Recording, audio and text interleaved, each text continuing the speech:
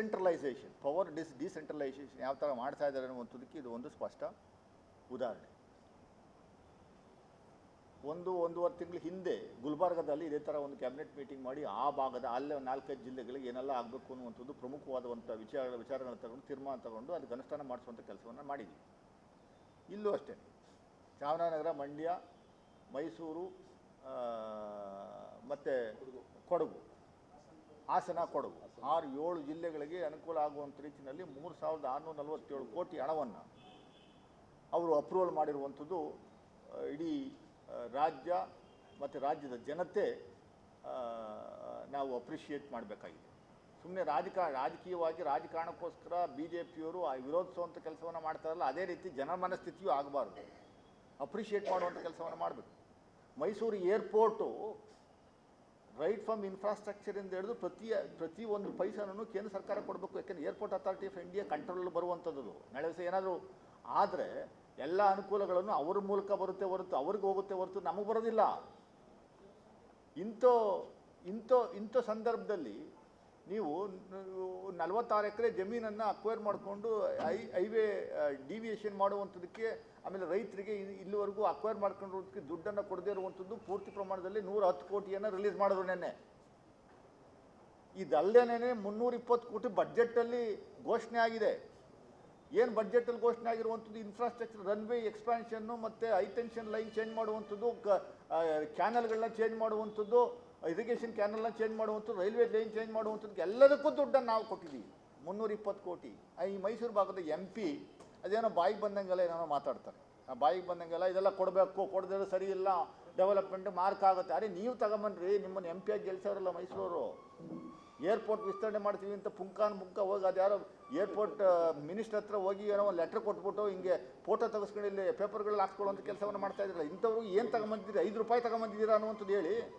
ಇನ್ನೊಬ್ಬ ಮಾಜಿ ಸಂಸದ ಅದೇನೋ ಬಾಯಿಗೆ ಬಂದಂಗೆಲ್ಲ ಹುಚ್ಚು ಥರ ಮಾತಾಡ್ಕೊಂಡು ಮುಸ್ಲಿಮ್ಸ್ ಬಗ್ಗೆ ಮಾತಾಡ್ಕೊಂಡು ಪ್ರಚಾರದಲ್ಲಿರಬೇಕು ಅನ್ನುವಂಥ ಏಕೈಕ ಉದ್ದೇಶದಿಂದ ನಾನು ಬರ್ಕಿದ್ದೀನಿ ಅಂತ ಹೇಳ್ಕೊಳ್ಳೋಕ್ಕೋಸ್ಕರ ಅವ ಒಂಥರ ಹುಚ್ಚು ಥರ ಅಲ್ಲೆಲ್ಲ ಕಿಡಿ ಹತ್ಸಕ್ಕೆ ಹೋಗ್ತಾನೆ, ಇಲ್ಲೆಲ್ಲೋ ಕಿಡಿ ಹತ್ಸಕ್ಕೆ ಬರ್ತಾರೆ, ಇಲ್ಲೆಲ್ಲೋ ಕಿಡಿ ಹಚ್ತಂದೆಲ್ಲ ಫುಟ್ಪಾತಲ್ಲಿ ನಿಂತ್ಕೊಂಡು ಪ್ರೆಸ್ ಮೀಟ್ ಮಾಡ್ತಾರೆ. ಅದು ಯಾಕೆ ಜಾಗ ಇಲ್ಲ, BJP ಕಚೇರಿ ಸೇರಿಸ್ತಾ ಇಲ್ಲ ಇವ್ರನ್ನ. BJPಯವರು ಯಾರೋ ಹತ್ರ ಬರ್ತಾ ಇಲ್ಲ, ಅಕ್ಕಪಕ್ಕ ಒಬ್ಬ BJPನೂ ಇಲ್ಲ, ಯಾರೋ ರೌಡಿ ಶೀಟರ್ಸ್ ಒಂದು 2-3 ಅಕ್ಕಪಕ್ಕ ನಿಲ್ಲಿಸ್ಕೊಂಡು ಪ್ರೆಸ್ ಮೀಟ್ ಮಾಡುವಂಥ ಒಂದು ವ್ಯವಸ್ಥೆ ನಿರ್ಮಾಣ ಮಾಡ್ಕೊಂಡು ಕಿಡಿ ಒತ್ಸುವಂಥ ಕೆಲಸ ಅವ್ರಿವ್ರನ್ನ ಬೈಯೋದು ಏಕೈಕ ಉದ್ದೇಶ. ನಾವು ಗ್ರೌಂಡಲ್ಲಿ ತೋರಿಸ್ತಾ ಇದ್ದೀವಿ. ಗ್ಯಾರಂಟಿ ಸ್ಕೀಮ್ಗಳಿಗೆ ದುಡ್ಡು ಕೊಟ್ಟು ಆದಮೇಲೆ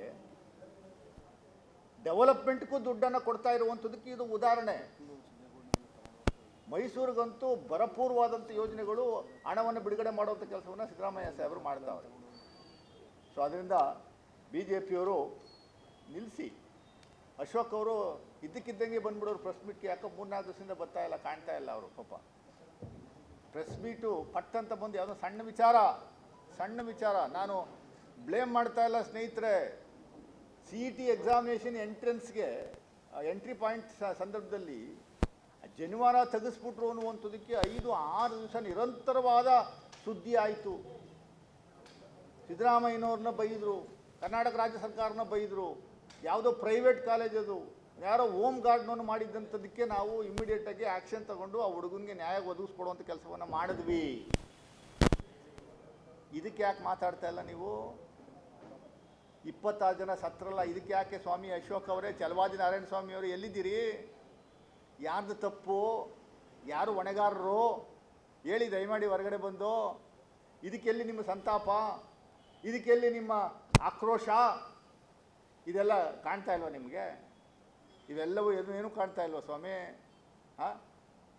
ನಾನು ಜನಿವಾರ ತೆಗೆಸಿದ್ದು ಸರಿ ಅಂತ ಹೇಳ್ತಾ ಇಲ್ಲ, ಅಕ್ಷಮ್ಯ ಅಪರಾಧ.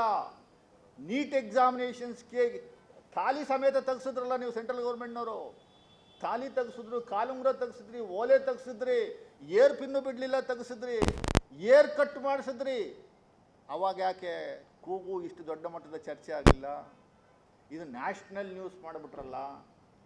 ಯಾರಾದರೂ ಎಲ್ಲಾದರೂ ಹೋಮ್ ಗಾರ್ಡೇ ಆಗಲಿ, ಮತ್ತೊಬ್ಬನೇ ಇನ್ನೊಬ್ಬನೇ ಆಗಲಿ, ಅದೇನು ಜನಿವಾರ ಹಿಂಗೆ ತೆಗಿಬೋದಪ್ಪ, ಅಷ್ಟೇ. ಕಟ್ ಮಾಡಿ ಪೀಸ್ ಮಾಡಿಬಿಟ್ರು ಅಂತ ಬಿಂಬಿಸುವಂಥ ಕೆಲಸ ಮಾಡಿಬಿಟ್ರಲ್ಲ.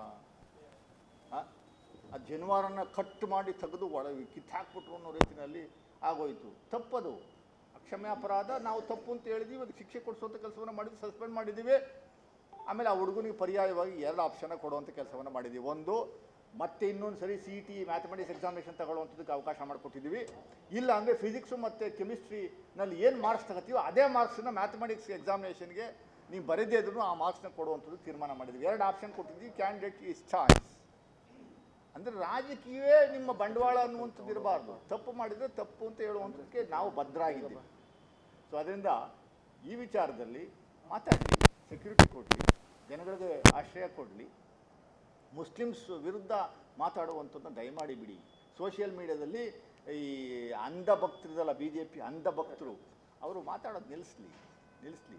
ಎಲ್ಲೂ ಯಾವತ್ತೂ ಜಾತಿ ವಿಚಾರದಲ್ಲಿ ಪಾಪ ಯಾರೂ ಏನು ಎಲ್ಲೂ ಕೇಳುವಂಥ ಟೆರರಿಸ್ಟ್ ಅವನು ಯಾವ ಜಾತಿ ಅವನಾದ್ರೆ ಏನಂತೆ, ಮುಸ್ಲಿಂ ಜಾತಿನ ಇರ್ಬೋದು, ಮತ್ತೊಬ್ಬ ಇನ್ನೊಬ್ಬ ಹಿಂದೂ ಪ್ರಜ್ಞಾ ಸಿಂಗ್ ಅಂತ ಇದರಲ್ಲಿ ಮಧ್ಯಪ್ರದೇಶದಲ್ಲಿ ಒಬ್ಬರು MP ಆಗಿದ್ರಲ್ಲ, ಅವರು ಟೆರರಿಸ್ಟ್ ಅಟ್ಯಾಕಲ್ಲಿ ಅವರೇ ತಾನೇ ಮೇನ್ ಅಕ್ಯೂಸ್ಡು. ನಿಮ್ಮ RSSನವರು BJPಯವರು ಅವ್ರಿಗೆ ಟಿಕೆಟ್ ಕೊಟ್ಬಿಟ್ಟು MP ಮಾಡಿದ್ರು ನೀವು.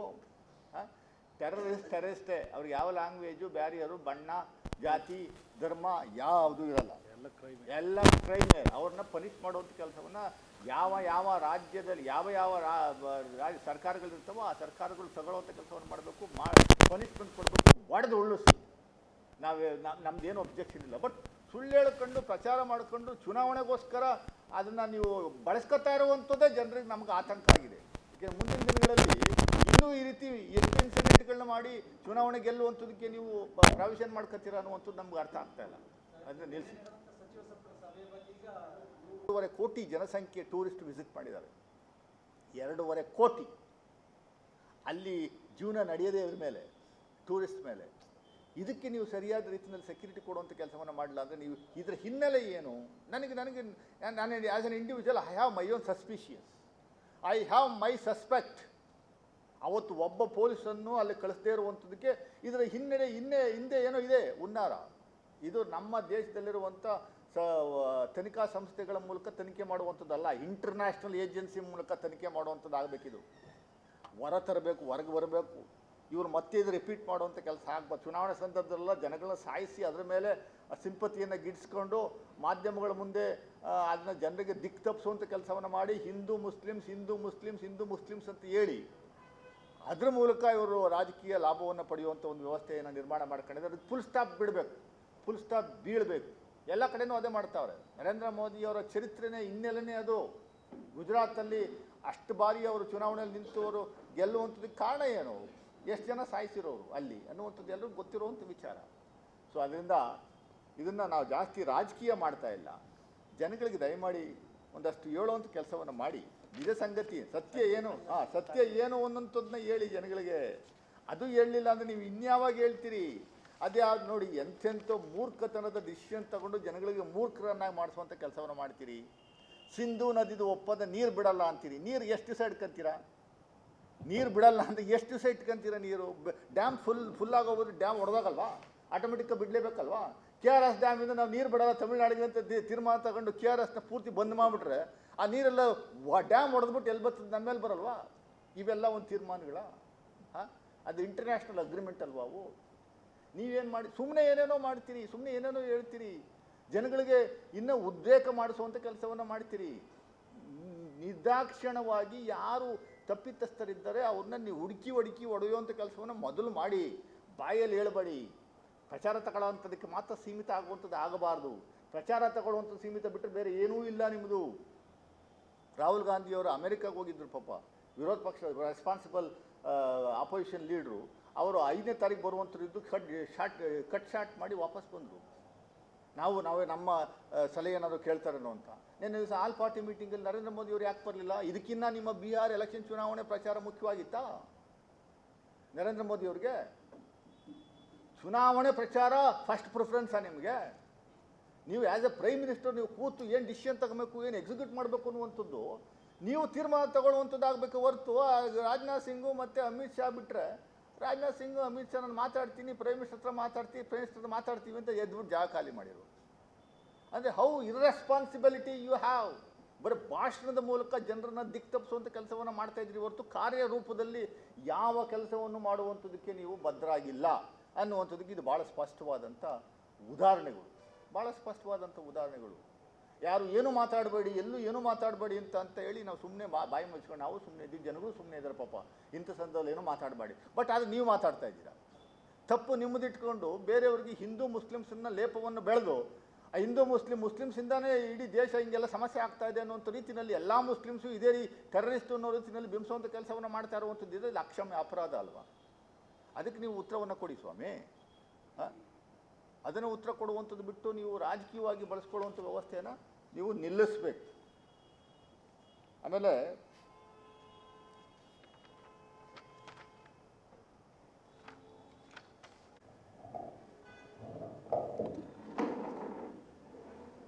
ಪತ್ರಿಕಾಗೋಷ್ಠಿಯ ಉದ್ದೇಶ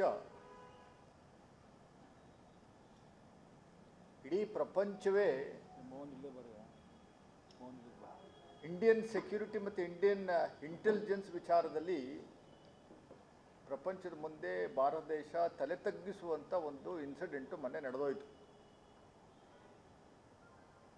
ಪಾಲ್ಗಾಮ್ ಅನ್ನುವಂಥ ಒಂದು tourist spot Anantnag district Jammu and Kashmir ರಾಜ್ಯದಲ್ಲಿ ಬರುವಂಥ ಒಂದು ಜಿಲ್ಲೆಯ ವ್ಯಾಪ್ತಿನಲ್ಲಿ ಬರುವಂಥ ಒಂದು ಟೂರಿಸ್ಟ್ ಸ್ಪಾಟ್ ಅದು.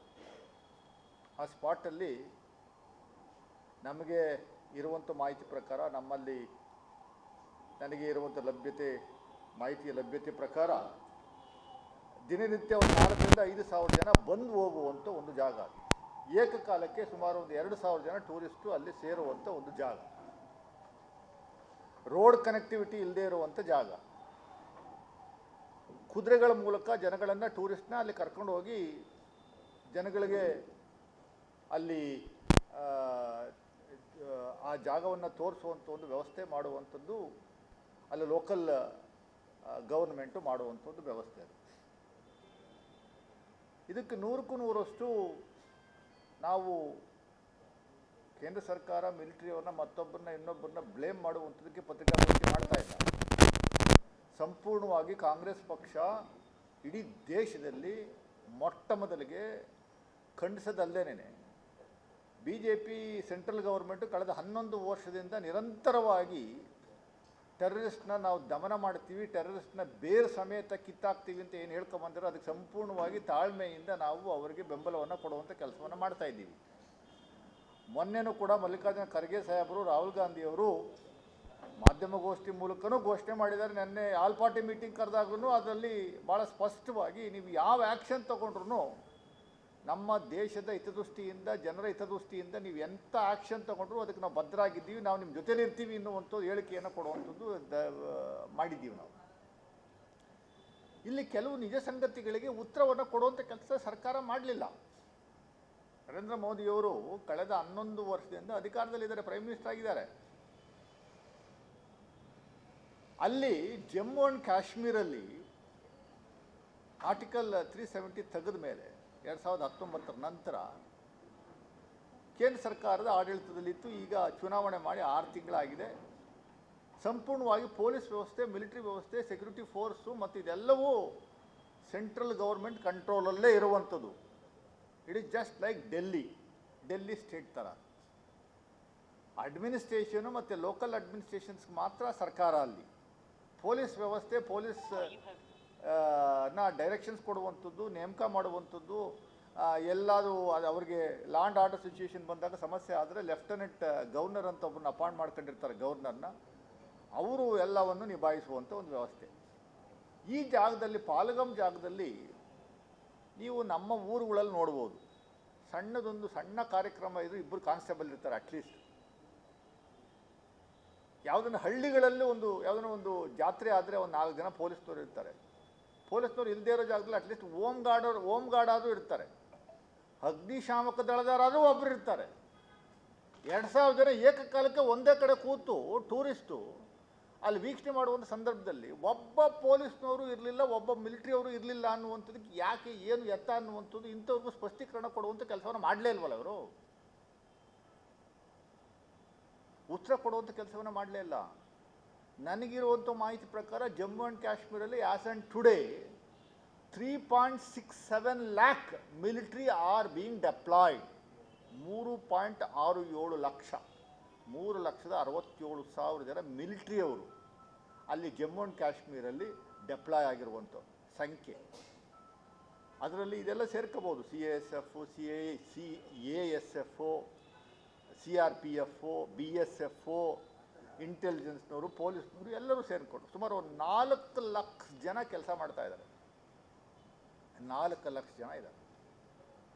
ಇಂಥ ಜಾಗಕ್ಕೆ ಒಬ್ಬರನ್ನೂ ನೀವು ನೇಮಕ ಮಾಡದಿರುವಂಥದ್ದಕ್ಕೆ ಇದರ ಹಿನ್ನೆಲೆ ಏನು, ಯಾಕೆ ನಿರಂತರವಾಗಿ ಮಾಡ್ತಾ ಇಲ್ಲೋ, ಅವತ್ತು ಮಾತ್ರ ಮಾಡಿರಲಿಲ್ಲ, ಏನು ಎತ್ತ ಅನ್ನುವಂಥದ್ದು ದಯಮಾಡಿ ಜನಗಳಿಗೆ ತಿಳಿಸುವಂಥ ಕೆಲಸವನ್ನು ಮಾಡಿ.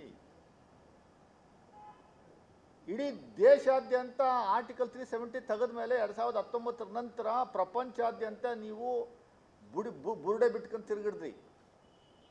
ಜಮ್ಮು ಆ್ಯಂಡ್ ಕಾಶ್ಮೀರ ಸಹಜ ಸ್ಥಿತಿಗೆ ಬಂತು. ಆ ಸ್ಟೇಟ್ಹುಡ್ಡನ್ನು ಎಲೆಕ್ಷನ್ ಮಾಡಿ ಆದಮೇಲೆ ಇನ್ನೂ ಭಾಳ ಸಹಜ ಸ್ಥಿತಿಗೆ ಬಂದಿದೆ. ಟೂರಿಸ್ಟು ಜಾಸ್ತಿ ಆಗಿದ್ದಾರೆ, ಯಾವ ಇನ್ಸಿಡೆಂಟು ಇಲ್ಲ ಅನ್ನುವಂಥ ಒಂದು ಪೊಳ್ಳು ಭರವಸೆಯನ್ನು, ಸುಳ್ಳನ್ನು ಹೇಳುವಂಥ ಒಂದು ವ್ಯವಸ್ಥೆಯನ್ನು ನಿರ್ಮಾಣ ಮಾಡ್ಕೊಂಡಿದ್ದೀವಿ ನೀವು ನಿರಂತರವಾಗಿ. ನೀವೇ ಕೊಟ್ಟಿರುವಂಥ ಮಾಹಿತಿ ಪ್ರಕಾರ 2014 ಈಚೆಗೆ 3,982 ಟೆರರ್ ಅಟ್ಯಾಕ್ಸ್ ಆಗಿದ್ದಾವೆ ಜಮ್ಮು ಆ್ಯಂಡ್ ಕಾಶ್ಮೀರಲ್ಲಿ ಮಾತ್ರ. ಔಟ್ ಆಫ್ 3,982 ಟೆರರ್ ಅಟ್ಯಾಕ್ಸ್ 413 ಜನ ಸಿವಿಲಿಯನ್ಸ್ ಸತ್ತಿದ್ದಾರೆ, 630 ಜನ ಮಿಲಿಟರಿಯವರು ಸತ್ತವೆ. ಇದೇನು ತೋರಿಸುತ್ತೆ? Highest number of terror attacks ಆಗಿರುವಂಥದ್ದು ನಿಮ್ಮ ಕಾಲದಲ್ಲಿ, BJP ಕಾಲದಲ್ಲಿ. BJPಯವರು ಸರ್ಕಾರ, ಸೆಂಟ್ರಲ್ ಗೌರ್ಮೆಂಟ್ ವ್ಯಾಪ್ತಿ ತಗೊಂಡು ಆದಮೇಲೆ ಇದಕ್ಕೆ ನೀವು ಉತ್ತರ ಯಾವಾಗ ಕೊಡ್ತೀರಿ? 28 ಜನ ಸತ್ತರು, 26 ಜನ ಇಂಡಿಯನ್ಸು, 2 ಫಾರಿನರ್ಸು. 28 ಜನ ಸತ್ತು ಅವರಿಂದ ಮಣ್ಣು ಮಾಡಿಲ್ಲ. ಆಯಾ ರಾಜ್ಯಗಳಿಗೆ ಬಾಡಿಗಳು ಹೋಗ್ತವೆ. ಆಗಲೇ ನರೇಂದ್ರ ಮೋದಿಯವರು ಬಿಹಾರ್ಗೆ ಹೋಗಿ ಅಲ್ಲಿ ಬಿಹಾರ ನೆಲದಲ್ಲಿ ನಿಂತ್ಕೊಂಡು ಗುಡುಗಂತೆ ಬೇರು ಸಮೇತ ಹುಡುಕಿ ಸಾಯ್ತೀವಿ ಅಂತಾರೆ.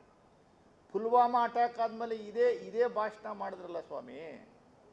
ನಿಮ್ಮದು ಪ್ರೋಗ್ರಾಮ್ ಇದ್ದಿದ್ದು ಕಾನ್ಪುರ್ಗೆ ಹೋಗೋಕ್ಕೆ, ಕಾನ್ಪುರು ಮತ್ತು ಬಿಹಾರು. ಕಾನ್ಪುರ್ ಕ್ಯಾನ್ಸಲ್ ಮಾಡಿದ್ರಿ, ಬಿಹಾರ್ಗೆ ಹೊರಟೋದ್ರಿ. ಬಿಹಾರಲ್ಲಿ ಚುನಾವಣೆ ಬರ್ತಾ ಇದೆ, ಚುನಾವಣೆಗೋಸ್ಕರ ಉಪಯೋಗಿಸ್ಕೊಳ್ಳುವಂಥ ಕೆಲಸವನ್ನು ಮಾಡ್ತಾ ಇದ್ರಲ್ಲ, ನಾಚಿಕೆ ಆಗಲ್ವ ನಿಮಗೆ? ಅಧಿಕಾರದ ಮೇಲೆ, ಬ್ಲಡ್ ಮೇಲೆ, ಸಾವಿನ ಮೇಲೆ, ಸಾವಿನ ಮನೆಗಳಲ್ಲಿ ಗಳ ಇರಿಯುವಂಥ ಕೆಲಸ ಮಾಡುವಂಥದ್ರಲ್ಲಿ ನಂಬರ್ 1 ಸ್ಥಾನದಲ್ಲಿ ಇಡೀ ಪ್ರಪಂಚದಲ್ಲಿರುವಂಥದ್ದು ಯಾವುದಾದ್ರು ಪಕ್ಷ ಇದೆ, ಅದು BJPಯವರು. ಆಮೇಲೆ ಸತ್ತ ಮೇಲೆ ಅಲ್ಲಿ ಸೋಷಿಯಲ್ ಮೀಡಿಯಾ, ಕೆಲವು ಮೀಡಿಯಾಗಳು, ಫಾರಿನ್ ಮೀಡಿಯಾಗಳು ಭಾಳ ಸ್ಪಷ್ಟವಾಗಿ ತೋರಿಸ್ತಾವ್ರೆ. ಆ ಮೀಡಿಯಾ ಕೆಲವು ರಿಪೋರ್ಟ್ಗಳನ್ನು ತಿರುಚಿ ಮಾಧ್ಯಮಗಳ ಮೂಲಕ ತಪ್ಪು ಅಪಪ್ರಚಾರ ಮಾಡುವಂಥ ಒಂದು ವ್ಯವಸ್ಥೆ ನಿರ್ಮಾಣ ಮಾಡ್ಕೊಂಡಿದ್ದೀರಲ್ಲ. ಮುಸ್ಲಿಮ್ಸು ಅಂತ ಕೇಳಿ ಹೊಡಿತಾ ಇದ್ರು. ಆಮೇಲೆ ಬಟ್ಟೆ ಎಲ್ಲ ಬಿಚ್ಚಿಬಿಟ್ಟು ಮುಂಜೆ ಆಗಿದೆಯಾ ಅಲ್ವ ಅಂತ ನೋಡಿ ಹೊಡಿತಾ ಇದ್ರು ಅನ್ನುವಂಥದ್ದು ನೀವು ಬಿಂಬಿಸುವಂಥದ್ದು ಇದೆಯಲ್ಲ. ಈ BJPಯವರ ಸೋಷಿಯಲ್ ಮೀಡಿಯಾ, BJPನಲ್ಲಿ ಸೋಷಿಯಲ್ ಮೀಡಿಯಾದಲ್ಲಿ ಕೆಲಸ ಮಾಡ್ತಾ ಇರುವಂಥ ಒಬ್ಬರು ಭಾಳ ವಿಕೃತಿ ಮನಸ್ಥಿತಿ ಇರುವಂಥ ಜನಗಳಲ್ಲಿರೋದು. ಮುಸ್ಲಿಮ್ಸು ಸತ್ತಿರೋವಂಥವ್ರನ್ನ ಬಿಟ್ಬಿಟ್ರು. ಮುಸ್ಲಿಮ್ಸು ಸತ್ತಿದ್ದಾರೆ, ಇವರು ನಮ್ಮ ರಕ್ಷಣೆಗೋಸ್ಕರ ಸತ್ತಿದ್ದಾರೆ. ಪಾಪ ನಮ್ಮ ರಾಜ್ಯದಲ್ಲಿ 3 ಜನ ಸತ್ತಿದ್ದಾರೆ. 3 ಜನ ಸತ್ತಿರುವಂಥವ್ರ ಪೈಕಿ ಭರತ್ ಭೂಷಣ್ ಹೆಂಡ್ತಿಯವರು ಭಾಳ ಸ್ಪಷ್ಟವಾಗಿ 4 ಬಾರಿ ಪಾಪ TV ಆ್ಯಂಕರ್ ಹೋಗಿ ಕೇಳ್ತಾರೆ, ಏನಾದರೂ ಕೇಳ್ದ, ಜಾತಿ ಬಗ್ಗೆ ಕೇಳ್ದ, ಜಾತಿ ಎಷ್ಟು ಸರಿ ಹೇಳೋದು ರೀ, ಜಾತಿ ಬಗ್ಗೆ ಕೇಳಲಿಲ್ಲ, ನಮಗೆ ಬಂದು ಡೈರೆಕ್ಟಾಗಿ ಹೊಡೆದ್ಬಿಟ್ಟು ಓದ್ತಾ ಇದ್ರು ಅವರು. ಯಾವ ಜಾತಿನೂ ಕೇಳುವಂಥದ್ದಕ್ಕೆ ಟೈಮೇ ಇಲ್ಲ ಅಲ್ಲಿ ಅಂತ ಭಾಳ ಸ್ಪಷ್ಟವಾಗಿ ಹೇಳ್ತಾರೆ. ಪಾಪ ಪಲ್ಲವಿಯವರು ಹೇಳ್ತಾರೆ, ಯಾವ ಜಾತಿ ಪಾತಿ ಏನೂ ಕೇಳಲಿಲ್ಲ, ಹೊಡೆದ್ರು. ನಿರಂತರವಾಗಿ ಎಲ್ಲಿ ನಿಮ್ಮ ಪರವಾಗಿ ಒಂದಷ್ಟು ಹೇಳಿಕೆಗಳನ್ನು ಕೊಡುವಂಥ ಕೆಲಸವನ್ನು ಯಾರು ಮಾಡ್ತಾ ಇದ್ದಾರೆ ಅವ್ರನ್ನೇ ಹೋಗಿ ಜಾಸ್ತಿ ಮಾತಾಡಿಸುವಂಥದ್ದು ಕೆಲಸವನ್ನು ಮಾಡ್ತಾ ಇದ್ದೀರಲ್ಲ. ಇದು ನಾಚಿಕೆ ಆಗಲ್ವ ನಿಮಗೆ? ಇಂಥ ಸಂದರ್ಭದಲ್ಲಿ ರಾಜಕಾರಣ ಮಾಡಬಾರ್ದು, ನಿಜ ಸಂಗತಿಯನ್ನು ಹೇಳುವಂಥದ್ದಕ್ಕೂ ನಮಗೆ ನಿರ್ಬಂಧ ಇರೋದ್ರಿಂದ ಕಾಂಗ್ರೆಸ್ ಪಕ್ಷ ಎಲ್ಲೂ ಬಾಯಿ ಬಿಡ್ತಾ ಇಲ್ಲ. ಆದರೂ ನಾವು ಸುಮ್ಮನೆ ಕೂತಿದ್ದೀವಿ. ನಮ್ಮ ದೇಶದ ಜನರ ಮೇಲೆ 2019 ಪುಲ್ವಾಮಾ ಅಟ್ಯಾಕ್ನ ನೀವು ಹೆಂಗೆ ಉಪಯೋಗಿಸ್ಕೊಂಡ್ರಿ? ಅದರ ರಿಪೋರ್ಟ್ ಏನಾಯಿತು? ಅದೇನಾಯಿತು? ಇಂಥವರೆಗೂ ವರದಿಯನ್ನು ಕೊಡಲಿಲ್ವಲ್ಲ ಜನಗಳಿಗೆ. 300 kg RDX ಬಂತಲ್ಲ ಒಳಗಡೆ. RDX ಎಲ್ಲಿಂದ ಬಂತು ಅನ್ನುವಂಥದ್ದು ಇಲ್ಲಿವರೆಗೂ ಹೇಳಿದ್ರ ನೀವು? ಯಾವುದೋ ಸರ್ಜಿಕಲ್ ಸ್ಟ್ರೈಕ್ ಅಂತ ಒಂದು 4 ಮರಗಳನ್ನು ಹೊಡೆದ್ಬಿಟ್ಟು ದೂರದಿಂದ ಪಿಕ್ಚರ್ ತೆಗೆದ್ಬಿಟ್ಟು ಎಲ್ಲ ಮೀಡಿಯಾಗೆ ಹಂಚ್ಬಿಟ್ರು.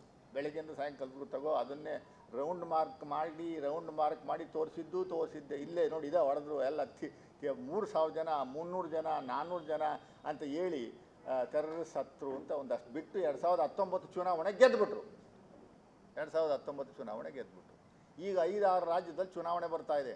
ಆ ಚುನಾವಣೆಗೋಸ್ಕರ ಮಾಡ್ತಾ ಇರುವಂಥ ಹೇಹ ಕೃತ್ಯ ಇದು. ಬಿ ಜೆ ಪಿಯವರು ಇನ್ನೆಲ್ಲನೇ ಅದು.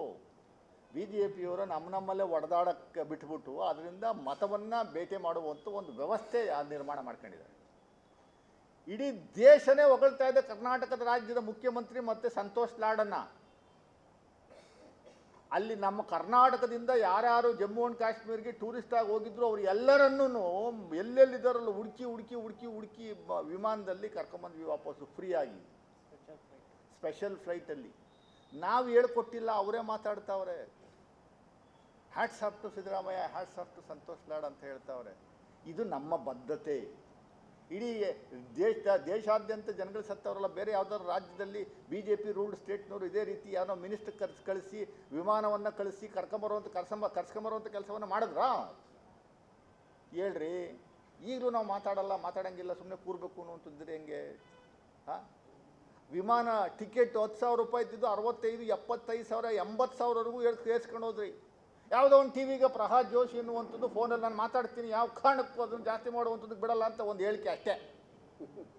ಆ ಹೇಳಿಕೆ ಕೊಟ್ಟ ಮೇಲೆ ಜಾಸ್ತಿ ಆಯಿತು, 20,000 ಜಾಸ್ತಿ ಆಯಿತು. ಇಂಥ ಬಿಟ್ಟಿ ಪ್ರಚಾರ ಪಡ್ಕೊಳ್ಳುವಂಥ ಅಯೋಗ್ಯರು ನೀವು. ಬಿ ಜೆ ಪಿಯು ಅಯೋಗ್ಯರು. ದೇಶದ ಜನರ ಮೇಲೆ, ರಕ್ತದ ಮೇಲೆ ನೀವು ಅಧಿಕಾರವನ್ನು ಹಿಡಿಬೇಕು ಅನ್ನುವಂಥದ್ದು ಏಕೈಕ ಉದ್ದೇಶ ನಿಮ್ಮದಾಗಿದೆ. ಹಿಂದೂ ಮುಸ್ಲಿಮ್ಸ್ಗೆ ಬಣ್ಣ ಬಳಿಯುವಂಥ ಕೆಲಸವನ್ನು ಯಾಕೆ ಮಾಡ್ತಾ ಇದ್ದೀರಿ? ಅವರೇ ಹೇಳೋರೆಲ್ಲ ಸತ್ತೋಗಿರೋರು ಅಲ್ಲಿ ಬಂದು ಬದುಕಿ ವಾಪಸ್ ಬಂದಿರುವಂಥವ್ರೆ ಪಾಪ ಭಾಳ ಸ್ಪಷ್ಟವಾಗಿ ಹೇಳ್ತಾವ್ರೆ. ಸ್ವಾಮಿ ನಮಗೆ ಸಹಾಯ ಮಾಡಿದ್ದಲ್ಲ ಬರೀ ಮುಸ್ಲಿಂ ಸಮುದಾಯದವರು ನಮ್ಮನ್ನು ಎತ್ಕೊಂಡು ಹೋಗಿ ಅವರ ಜೀವವನ್ನೇ ಕೊಟ್ಟರು ಅಂತ. ಇಡೀ ಜಮ್ಮು ಆ್ಯಂಡ್ ಕಾಶ್ಮೀರದ ಎಕಾನಮಿನೇ ಸಂಪೂರ್ಣವಾಗಿ ಕುಸ್ತೋಗಿ ಅವರ ಬೀದಿ ಬರೋ ಥರ ಮಾಡಾಕ್ಬಿಟ್ರಿ ನೀವು.